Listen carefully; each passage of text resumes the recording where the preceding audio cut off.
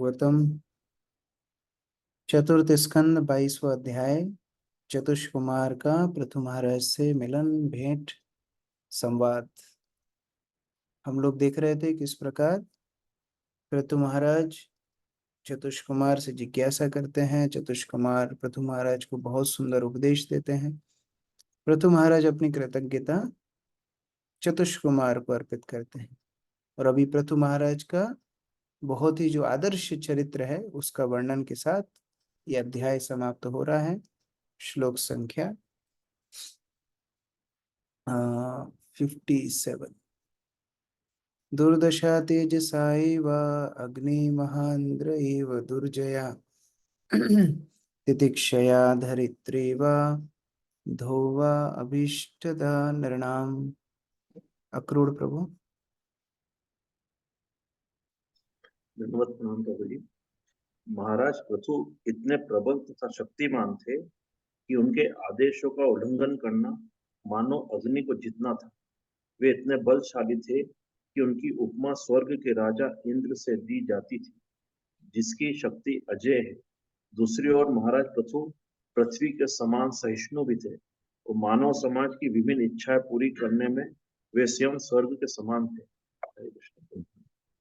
तो ये एक जो आदर्श राजा हैं उनके चरित्र बताया जा रहे हैं। ऐसा नहीं है कि कोई बहुत बड़ा भक्त है इसका मतलब वो कोई काम बहुत डिसिप्लिन तरीके से नहीं कर सकता, वो शासन नहीं चला सकता। नहीं, कुष्मादपि कोमलम वज्रादपि कठोरम, ये भक्तों के लिए बताया जाता है। कुष्मादपि कोमलम, जहाँ कोमल होने की बात है वहां पर कुसुम यानी पुष्प से भी ज्यादा कोमल हो जाएंगे। और वज्रादपि कठोरम, जहाँ कठोर बनने की बात है, जहाँ जरूरत है कठोर होने की, वहां पर वज्र से भी ज्यादा कठोर हो जाए। तात्पर्य नीतू माता जी। हरे कृष्ण प्रभु जी। तात्पर्य राजा का कर्तव्य है कि प्रजा की एक रक्षा करे, उसकी इच्छाओं को पूरा करे। साथ ही प्रजा को चाहिए कि वह राज्य के नियमों का पालन करे। महाराज पृथु ने अच्छी सरकार के समस्त मानदंड बनाए रखे हैं। वे इतने दुर्गश दुर्गश थे कि उनके आदेशों का उल्लंघन वही कर सकता है जो अग्नि से ताप तथा प्रकाश निकलना बंद करा सके। वे इतने बलशाली थे कि उनकी तुलना स्वर्ग के राजा इंद्र से की जाती थी। इस युग में आधुनिक वैज्ञानिक नाभिकीय हथियारों के विषय में प्रयोग कर रहे हैं, किंतु पहले से युग में ब्रह्मास्त्र छोड़े जाते थे, तो भी वे ब्रह्मास्त्र तथा नाभिकीय हथियार इंद्र के ब्रज ब्रज के तुलना में नगण्य थे। और जब इंद्र अपना ब्रज छोड़ता है तो बड़े से बड़ा पर्वत विद्रोह हो जाता है। दूसरी ओर महाराज प्रथम पृथ्वी के समान सहिष्णु थे और वे अपनी प्रजा की सारी इच्छाओं की पूर्ति उसी तरह करते थे जैसे आकाश से जल की मूसलधार वर्षा गिरती है।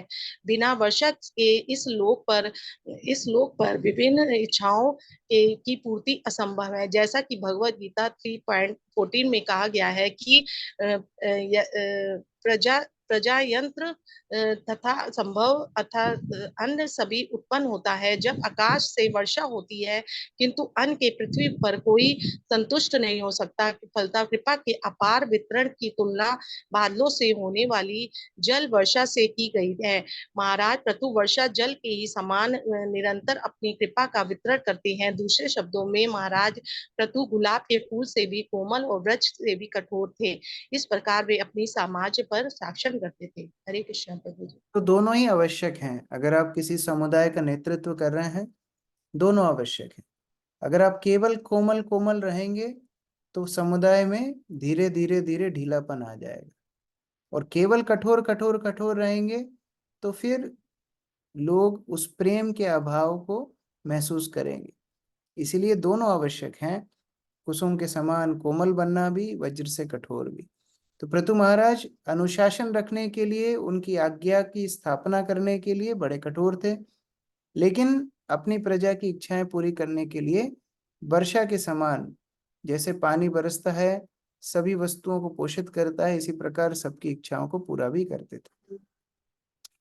वर्षति समय यथा कामं पर्जन्यैव तर्पयन् समुद्र एव दुर्बोधा सत्वेन चलराटैव।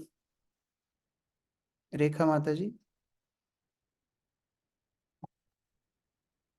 जिस प्रकार वर्षा से हर एक की इच्छाएं पूरी होती हैं, उसी तरह महाराज पितु सबको तुष्ट रखते थे। वे समुद्र के समान थे, क्योंकि कोई उनकी गहराई या गंभीरता को नहीं समझ सकता था, और उद्देश्य की दृढ़ता में वे पर्वत राज मेरु के समान थे। हरे कृष्ण। यहाँ पर एक और अभी उपमा दी जा रही है, समुद्र के समान। समुद्र के समान मतलब उनकी जो गहराई है, उनकी जो गंभीरता है, उसको कोई समझ नहीं सकता है। एक आदर्श व्यक्ति को गंभीर होना चाहिए, उसके विचारों को गहरा होना चाहिए। समुद्र की गहराई का मतलब क्या है? जैसे समुद्र की गहराई नाप नहीं सकते, उसी तरह इतना व्यक्ति को गंभीर होना चाहिए कि उसके विचार गहरे हो। इंद्र प्रभु बोलते थे कि do not try to become high, try to become deep. ऊंचा बनने में कोई बड़ेपन नहीं है, गहरा बनो। भक्ति में बनना है तो गहरा बनना है, सोच सोच हमारी गहरी होनी चाहिए। और दूसरा उदाहरण दे रहे हैं कि पर्वत के समान दृढ़ता थी। जैसे बड़े बरसात आती है, बहुत मूसलाधार बारिश होती है, बिजली गिरती है, बहुत कुछ होता है, लेकिन पर्वत अपने स्थान पर रहता है। उसी प्रकार जीवन में सुख दुख मान सम्मान बहुत कुछ आएगा, पर्वत के समान अडिग रहना चाहिए। तात्पर्य रंगनी प्रिया माता जी। दुखी मानवता पर महाराज पृथु की दया अत्यधिक ताप के बाद होने वाली वर्षा के समान होती थी। समुद्र इतना विशाल तथा विस्तृत होता है कि इसकी लंबाई तथा चौड़ाई नापना अत्यंत कठिन होता है। इसी प्रकार महाराज पृथु इतने धीर तथा गंभीर थे कि कोई उनके प्रयोजनों की था नहीं पा सकता था। मेरु नामक पर्वत ब्रह्मांड की धुरी के समान स्थित है, और कोई इसे उसकी स्थिति में 1 इंच भी नहीं हिला सकता। इसी प्रकार महाराज पृथु के निश्चय कर लेने के बाद कोई उन्हें उस निश्चय से डिगा नहीं सकता था। हरे कृष्ण प्रभु। अभी अगले श्लोक में और भी दूसरे उदाहरण दे रहे हैं पृथु महाराज के संबंध में।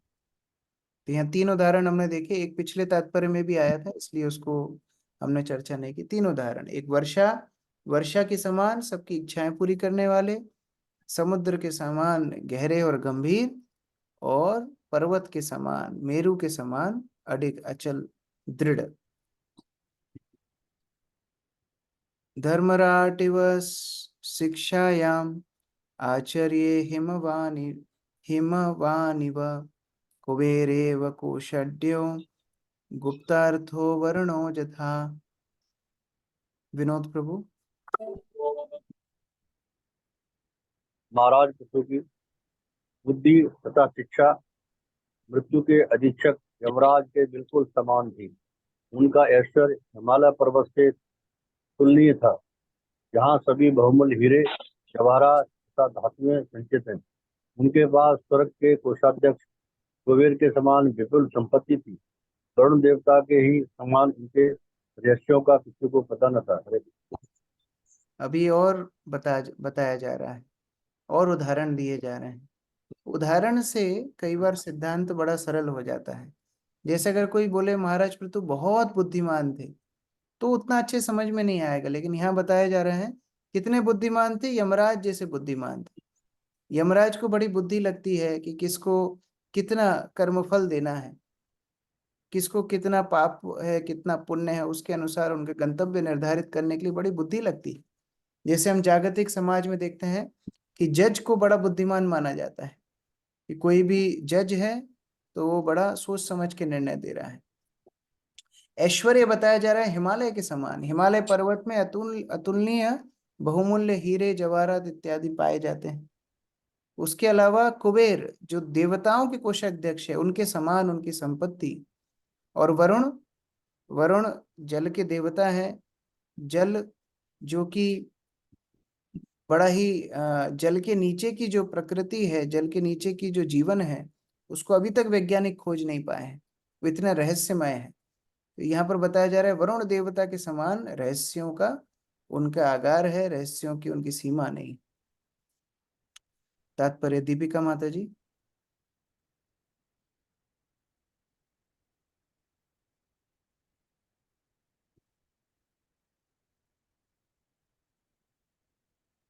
अनम्यूट किया है?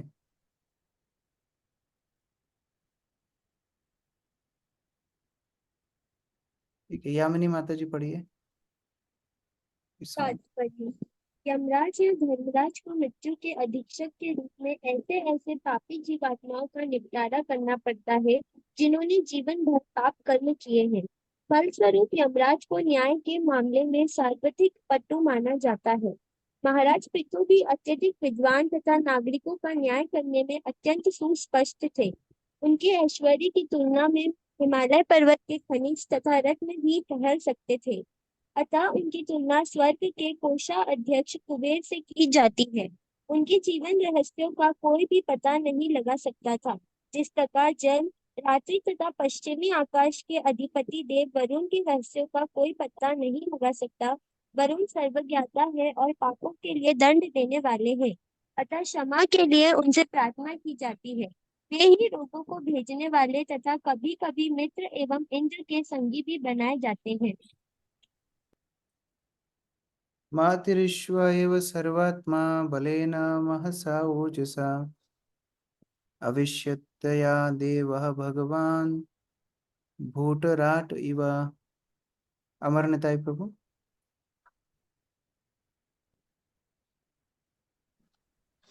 महाराज पृथु अपने शारीरिक बल तथा इंद्रिय शक्ति में वायु के समान बलशाली थे, जो कहीं भी तथा सर्वत्र आ जा सकता है। अपनी सहजता में वे शिव और सदाशिव के अंश सर्वशक्तिमान रुद्र के समान थे। यहाँ पर बताया जा रहा है कि वायु के समान शक्तिशाली।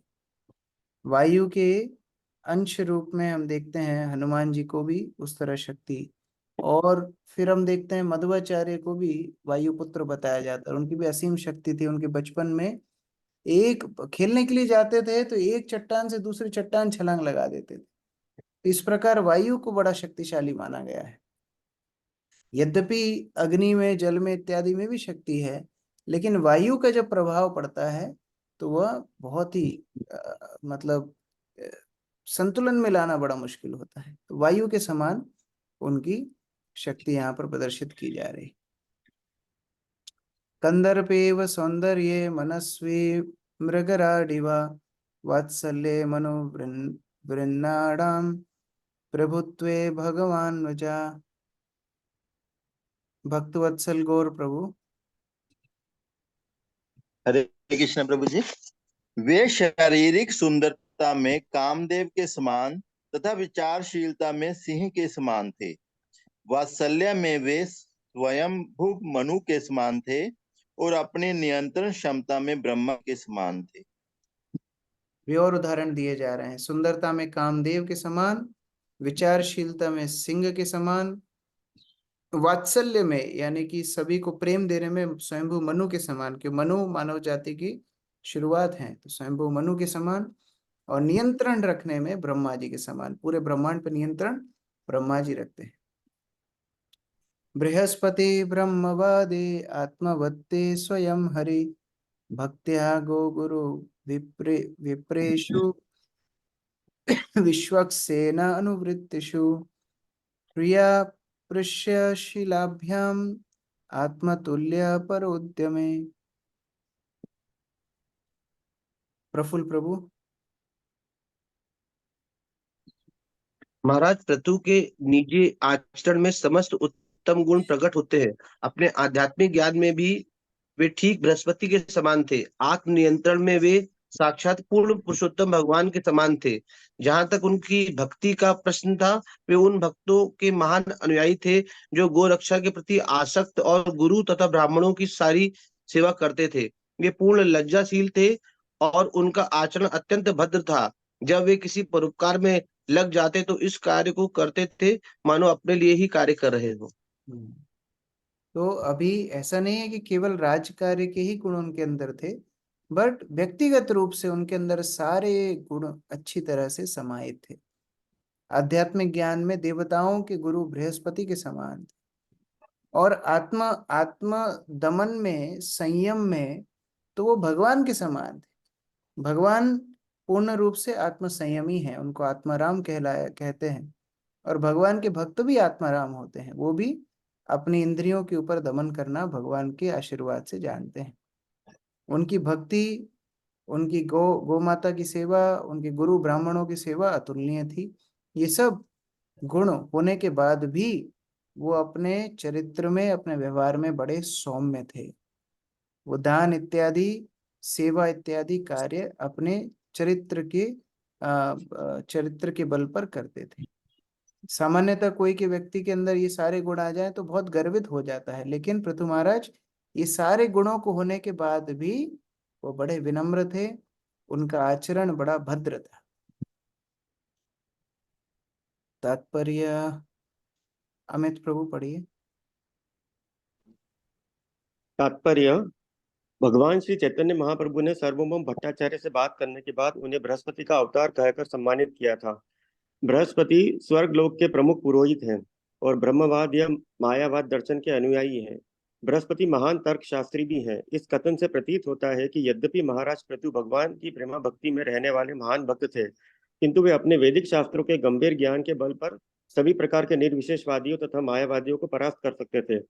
हमें महाराज पृथु से सीखना चाहिए कि एक वैष्णव या भक्त को न केवल भगवत भक्ति में स्थिर रहना चाहिए, वरन आवश्यकता पड़ने पर निर्विशेषवादियों से तर्क करने तथा उन्हें इस मत पर कि परम सत्य निर्विशेष है परास्त करने के लिए तैयार रहना चाहिए। तो विनम्र रहने का मतलब ये नहीं है कि कोई भी अपराध करे भगवान के प्रति, गुरु के प्रति, तो भी हम चुपचाप वहां से आ जाए, नहीं।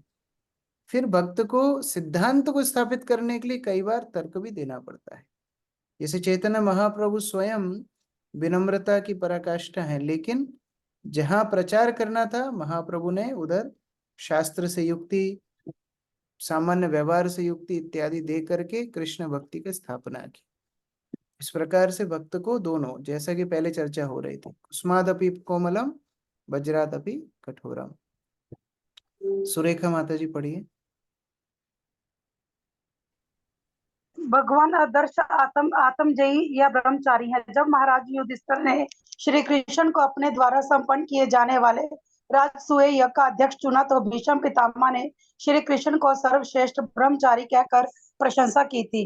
क्योंकि भीष्म पितामह स्वयं ब्रह्मचारी थे, अतः वह व्यभिचारी तथा ब्रह्मचारी के अंतर बताने के लिए सर्वदा उपयुक्त थे। यद्यपि पृथु महाराज गृहस्थ और 5 पुत्रों के पिता थे, फिर भी वे परम आत्म संयमी माने जाते थे। जो व्यक्ति मानवता के लाभ हेतु कृष्ण भक्त पुत्र उत्पन्न करता है, वह वास्तविक ब्रह्मचारी है।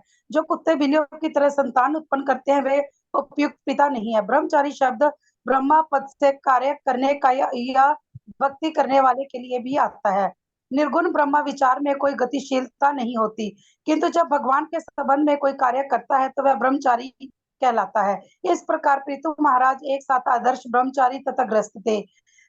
विश्व सेना अनुवृषित उन भक्तों का सूचक है जो भगवान की सेवा में निरंतर लगे रहते हैं। अन्य भक्तों को भी इनका अनुसरण करना चाहिए। श्री नरोत्तम दास ठाकुर ने कहा है, ए छह गोसाई यार मुनि तार दास, मैं 6 गोस्वामियों के पद चिन्हों पर चलने वाले किसी का भी शिष्य बनने का तैयार हूँ। यहाँ पर बताया जा रहा है, श्रील प्रभुपाद भी कई बार समझाते थे। वो बोलते थे कृष्ण भावनामृत में सभी ब्रह्मचारी, ब्रह्मचारी तो ब्रह्मचारी हैं ही, सन्यासी भी ब्रह्मचारी हैं, वानप्रस्थ भी ब्रह्मचारी और गृहस्थ भी ब्रह्मचारी। प्रभुपाद बोलते थे यदि कोई हमेशा कृष्ण भक्ति में लगा हो और उनकी संतान कृष्ण भक्ति में लगी हो, उनका परिवार कृष्ण भक्ति में लगा हो, तो वास्तव में वो ब्रह्मचारी है। क्योंकि ब्रह्मचारी शब्द का मतलब क्या है? ब्रह्म आचरति इति ब्रह्मचारी। जिसका आचरण, जिसके पूरी चिंतन हमेशा भगवान में लगा हो, वो है ब्रह्मचारी। तो प्रभुपाद बोलते थे इस्कॉन में गृहस्थ भी ब्रह्मचारी है। तो यहाँ पर बता रहे हैं कि भीष्म पितामह ने भगवान श्री कृष्ण को ब्रह्मचारी कह करके स्तुति की, क्योंकि वो इंद्रियों की संतुष्टि के लिए गृहस्थ जीवन में नहीं, भगवान तो जीवों के उद्धार के लिए लीला कर रहे हैं। उसी प्रकार पृथु महाराज भी अपने गृहस्थ जीवन में हैं, 5 पुत्रों के पिता हैं, लेकिन फिर भी क्योंकि आत्म संयमी है, भगवान की भक्ति में स्थित है, इसलिए उनको ब्रह्मचारी कहा जा रहा है। भूमिका माता जी आगे पढ़िए। यही नहीं, समस्त वैष्णवों की भांति महाराज पृथु गौ रक्षा गुरुओं तथा योग्य ब्राह्मणों के प्रति श्रद्धालु थे। वे अत्यंत विनम्र तथा भद्र भी थे और जब भी वे जनता के लिए कोई परोपकारी या कल्याणकारी कार्य करते थे तो वे उसी प्रकार परिश्रम करते मानो वह उनका निजी कार्य हो। दूसरे शब्दों में उनके परोपकारी कार्य दिखावे के लिए नहीं होते थे, अपितु निजी भावना तथा निष्ठा से किए जाते थे। समस्त परोपकारी कार्य इसी तरह किए जाने चाहिए। शिल प्रभुपाद कहते थे, details are the sign of love. जब भी हम अपने हृदय से कोई काम करते हैं तभी वो भक्ति कहलाता है। गौ सेवा हो, गुरुजनों की सेवा हो, भक्तों की सेवा हो, भगवान की सेवा हो, हरिनाम की सेवा हो, भागवत की सेवा हो, ये सारी सेवाएं जो हैं, जब व्यक्ति हृदय से करता है तब उसमें अपना पूरा जी जान डाल देता है। यह पृथु महाराज के विषय में बोला जा रहा है कि जनता की सेवा हो, ब्राह्मण गुरु गौर सेवा, सब सेवाओं में इतना अपने हृदय से सेवा करते थे कि मानो व्यक्ति खुद का जब काम करता है, जैसे हम जब खुद अपने शरीर को तैयार करते हैं या खाते पीते हैं कितना अच्छे से करते हैं, फिर दूसरों की बारी आती है तो फिर टल्लम टल्ली करते हैं। लेकिन पृथु महाराज ऐसे काम करते थे जैसे मानो खुद का निजी कार्य कर रहे हैं। इसी प्रकार से अगर भक्ति में हम छोटी छोटी सेवाएं भी करें लेकिन हृदय से करें तो वो भगवान को, गुरुजनों को, वैष्णवों को जरूर प्रसन्न करेंगे। आखिरी श्लोक इस अध्याय का। कीर्त्या ऊर्ध्वगीतया पुंभी त्रैलोक्ये तत्र तत्र प्रविष्टः कर्णरन्ध्रेषु स्त्रीणां रामः सतामिव। मधु माता जी।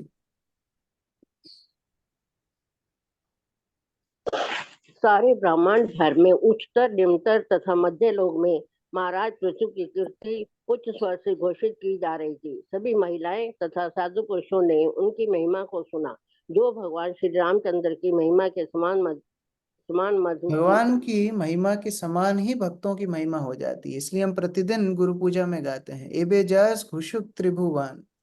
हे गुरुदेव, आपका जो कीर्ति है, आपकी जो महिमा है, वो सारे संसार में फैली हुई है। क्यों? क्योंकि सारे संसार में जितने भी पतित जीव हैं उनको आप उद्धार कर रहे हैं, सारे संसार के जीवों को आप कल्याण कर रहे हैं, इसलिए आपकी कीर्ति महिमा सारे विश्व में फैली हुई है। आरती माता जी। तात्पर्य, इस श्लोक में स्त्रीणाम तथा रामा शब्द महत्वपूर्ण है। स्त्रियां कुछ वीरों की प्रशंसा को बड़े ही ध्यान से सुनती और उसका आनंद लेती है। इस श्लोक से लगता है कि पृथु महाराज की ख्याति इतनी व्यापक थी कि ब्रह्मांड भर की स्त्रियां उसे अत्यंत चाव से सुनती थी। साथ ही उनकी महिमा ब्रह्मांड भर में भक्तों को भी सुनाई पड़ती थी, जो भगवान रामचंद्र की महिमा के ही समान सुख देने वाली थी। भगवान श्री रामचंद्र जी का राज्य आज भी विद्यमान है और भारत में तो राम राज्य दल नामक राजनीतिक दल भी बन गया था, जो राम के राज्य के ही समान राज्य स्थापित करना चाहता था। दुर्भाग्यवश आधुनिक राजनीतिज्ञ राम राज्य तो चाहते हैं, किंतु राम से विहीन। यद्यपि उन्होंने ईश्वर भक्ति के विचार को समाप्त कर दिया है, तो भी वे राम राज्य स्थापित करना चाहते हैं। ऐसे प्रस्ताव भक्तों को अमान्य है। पृथु महाराज की ख्याति साधु पुरुषों द्वारा इसलिए सुनी जाती थी क्योंकि वे आदर्श राजा रामचंद्र जी का ही प्रतिनिधित्व करते थे। इस प्रकार श्रीमद् भागवतम के चतुर्थ अध्याय के अंतर्गत चारों कुमारों से पृथु महाराज की भेंट नामक 22वें अध्याय के भक्ति वेदांत तात्पर्य पूर्ण हुए। हरे कृष्ण। तो स्त्रियों के अंदर ये स्वाभाविक स्थिति होती है बातचीत करने की, लेकिन अगर ऐसा उनको अवसर मिल जाए भगवान की कथा बातचीत करने के लिए, तो वही चर्चा उनको भगवत धाम ले जाने के लिए अग्रसर करती है। और स्त्रियां ही नहीं, सभी व्यक्तियों के अंदर ही प्रवृत्ति है, कुछ ना कुछ बात करना है, कुछ ना कुछ बात को जानना है, तो भगवान के भक्तों की महिमा श्रवण करना चाहिए। और क्यों श्रवण करना चाहिए? लास्ट लाइन प्रभुपाद बता रहे हैं, साधु पुरुष भी पृथु महाराज के विषय में सुनना क्यों चाहते हैं? क्योंकि पृथु महाराज भगवान का प्रतिनिधित्व कर रहे हैं, भगवान के चरण कमलों का आश्रय लिए हुए हैं, भगवान के बताए हुए मार्ग पर चल रहे हैं। इसी तरह प्रथम स्कंद में भी हम देखते हैं कि सौनकादि ऋषि सुत गोस्वामी को बोलते हैं कि आप हमको और कथा सुनाइए यदि कृष्ण संबंधी। तो जो कृष्ण संबंधी है वो दिव्य है। यहाँ पर भगवत भक्तों का चरित्र हम जितना पढ़ें वो भगवान की कथा के समान ही है, क्योंकि भगवान का प्रतिनिधित्व भगवान के भक्त करते हैं। तो इस प्रकार ये अध्याय का समापन हुआ। पृथु महाराज ने जो आदर्श स्थापित किया है बहुत महत्वपूर्ण है। हम लोग भागवत में कुछ भक्तों के विषय में सुनते पढ़ते हैं, लेकिन पृथु महाराज के विषय में बड़ा विस्तार से भागवत में दिया है, कई अध्यायों में दिया है, क्योंकि ये महत्वपूर्ण उदाहरण है हम सबके लिए। अगला अध्याय प्रयोजन है। हमने देखा किस प्रकार पृथु महाराज का जन्म हुआ, किस प्रकार पृथु महाराज का राज्याभिषेक हुआ, किस प्रकार पृथु महाराज ने शासन चलाया, किस प्रकार पृथु महाराज ने साधु संग किया, इस प्रकार पृथु महाराज के दिव्य गुणों को हमने पढ़ा। लेकिन अब गंतव्य, कैसे पृथु महाराज भगवत धाम गए, अगले अध्याय में पाठ करें। हरे कृष्ण। श्रील प्रभुपाद की जय, समवेत भक्त वृंद की जय। यस, गौरी शंकर प्रभु प्रश्न है। प्रभु जी, मेरे 2 क्वेश्चन है। पहला क्वेश्चन है, पिछली कक्षा में आया था क्लास में, वैज्ञानिक अनुसंधान द्वारा इसका अर्थ क्या होता है प्रभु जी? 55 श्लोक दोबारा पढ़िए। वैज्ञानिक अनुसंधान द्वारा किए गए कार्य, ये पिछली क्लास में आया था। वैदिक अनुसंधान मतलब जो अभी वैज्ञानिक जो अलग अलग खोज कर रहे हैं, उनके द्वारा जो भी कार्य सिद्ध होते हैं उनको वैदिक अनुसंधान बोलते हैं। लेकिन क्योंकि वो भगवान को उद्देश्य करके नहीं चलते हैं, इसलिए वो अपूर्ण है, ये बता रहे हैं प्रभुपाद। ठीक है। दूसरा प्रभु जी निवेदन है कि बार बार निवेदन है, हमें भी थोड़ा सा अवसर दिया जाए पढ़ने का, ताकि हमें भी थोड़ा सा आपकी वाणी का श्रवण कर सकूं प्रभु जी। हरे कृष्ण। बसंत प्रभु।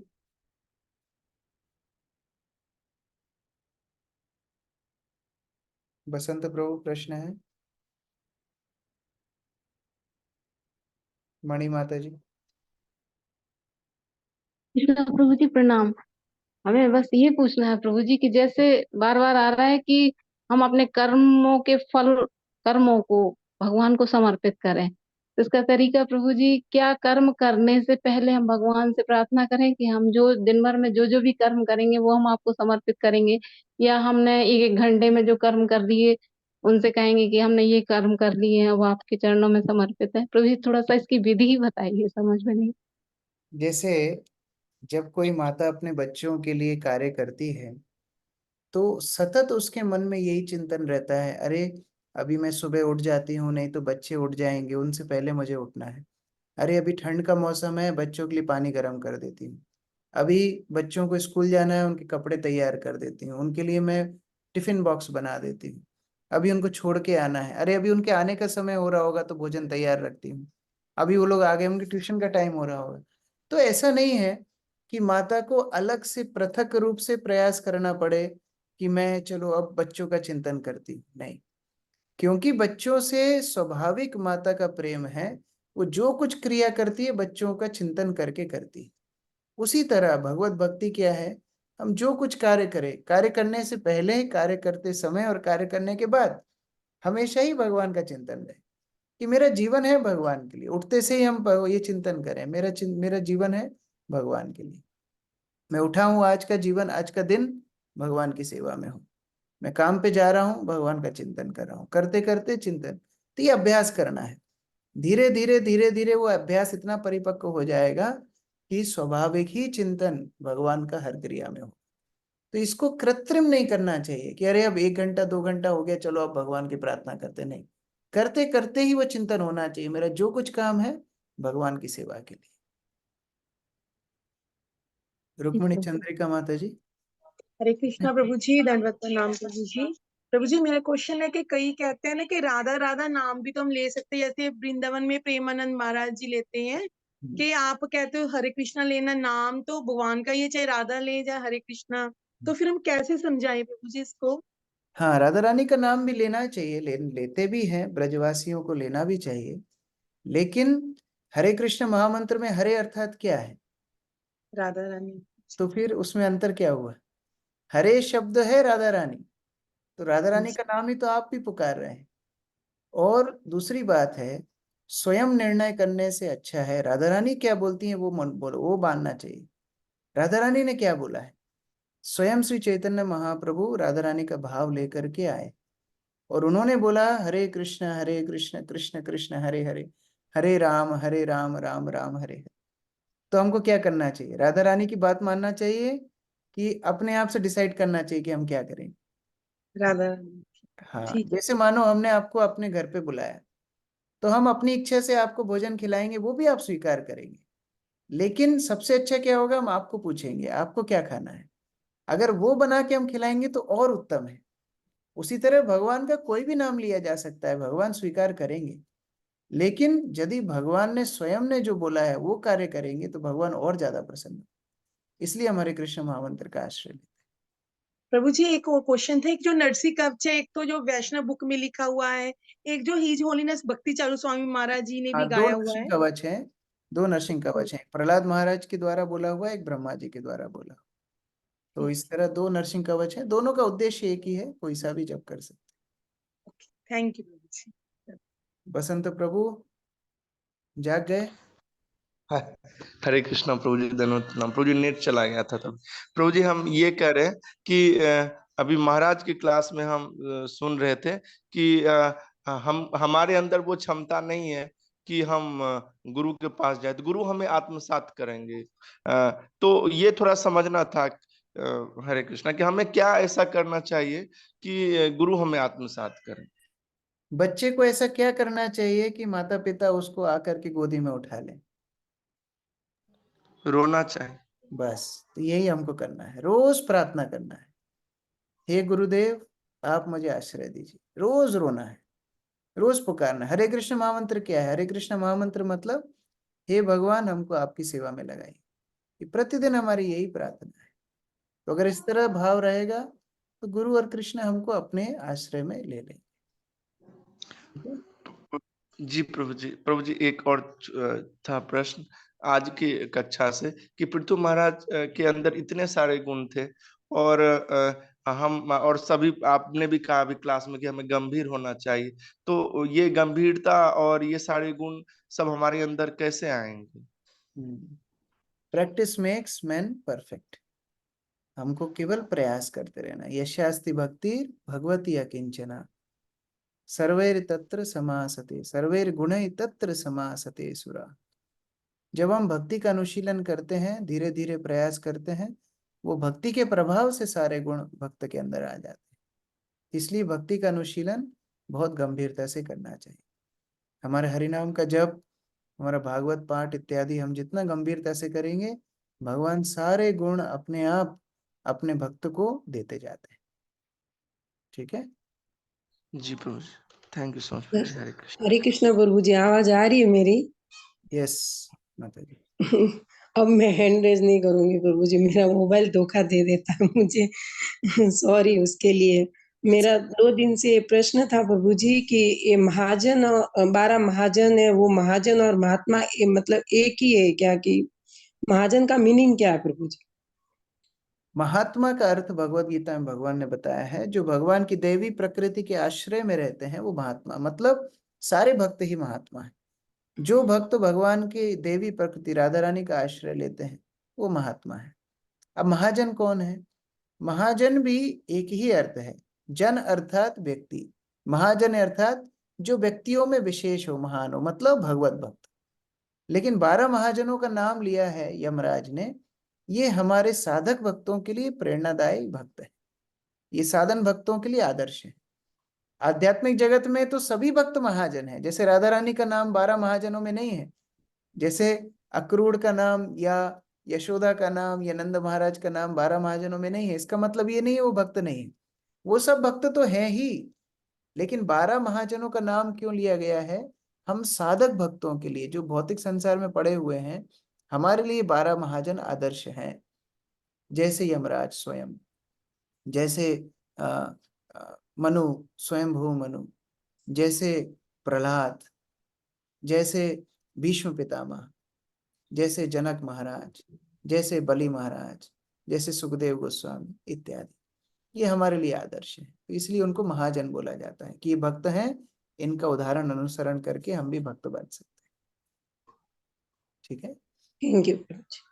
रेखा माता जी। हरे कृष्णा प्रभु जी। तो जैसे बोला कि चारों कुमारों का अपना एक संप्रदाय है जो आज भी निम्बार्क संप्रदाय के रूप में चल रहा है, तो समझाएं थोड़ा। हाँ, तो इनका संप्रदाय है, वृंदावन में निम्बार्क संप्रदाय के भक्त हैं जो कि अभी भी राधा कृष्ण का नाम लेते हैं, राधा कृष्ण की सेवा करते हैं, वो भी प्रमाणित परंपरा है। इस तरह 4 संप्रदाय अभी भी प्रमाणित चल रही है। श्री संप्रदाय दक्षिण भारत में बहुत विख्यात है, कौमार संप्रदाय वृंदावन में, ब्रह्मगौड़ीय संप्रदाय हम लोग जिस परंपरा में है वो तो है ही। तो इस तरह से ये परंपराएं अभी भी प्रतिष्ठित हैं।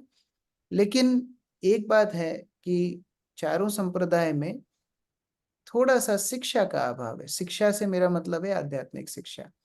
सिस्टमेटिक कैसे भक्ति सिखाना है, कैसे भक्ति करना है, ये बहुत कम जगह प्राप्त होता है। श्रील प्रभुपाद की विशेषता ये है कि प्रभुपाद ने ये सिस्टमेटिक ट्रेनिंग एक बना दी जिससे हम भी भक्ति कर पा रहे हैं। तो परंपरा तो प्रमाणित है, वो चल रही है अपने अपने स्थान पे, लेकिन हम जैसे लोग जो भक्ति से विमुख थे, हम भी भक्ति कर पा रहे हैं, ये प्रभुपाद का आश्रय है। धीरे धीरे धीरे धीरे सीखते सीखते सीखते हम भी उस परंपरा का आश्रय ले सकते हैं। प्रभु जी, आपने अभी बोला कि जनक भी एक महाजन थे। जनक एक नाम था या भी पदवी थी? जनक महाराज, यहाँ पर जनक महाराज से अर्थात है जो माता सीता के पिता हैं जनक महाराज, वो भी भगवान के शुद्ध भक्त हैं। अपना राज्यकाल करते, राज्य का भार संभालते संभालते भी भगवत परायण थे।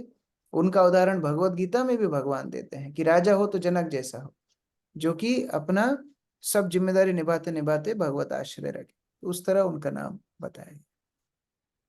हरे कृष्ण। मयूरिका माता जी।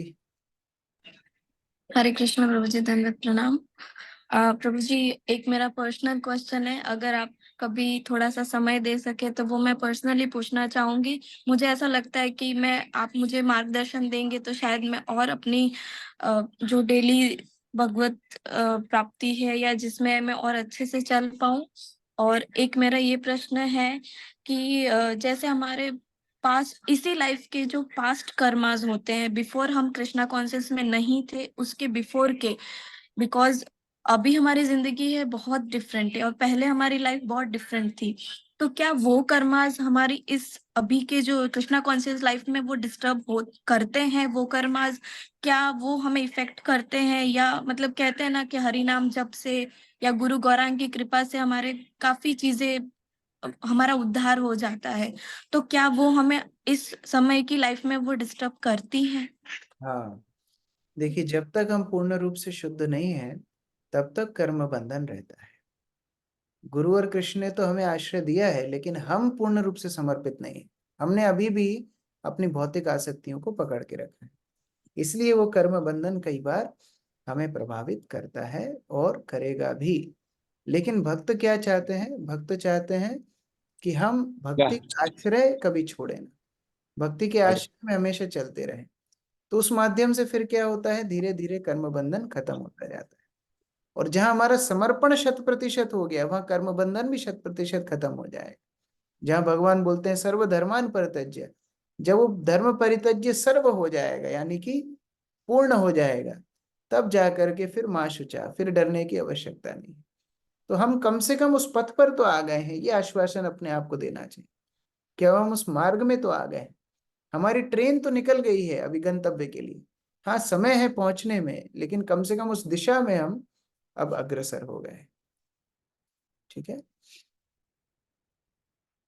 आरती माता जी, आरती सोमानी माता जी।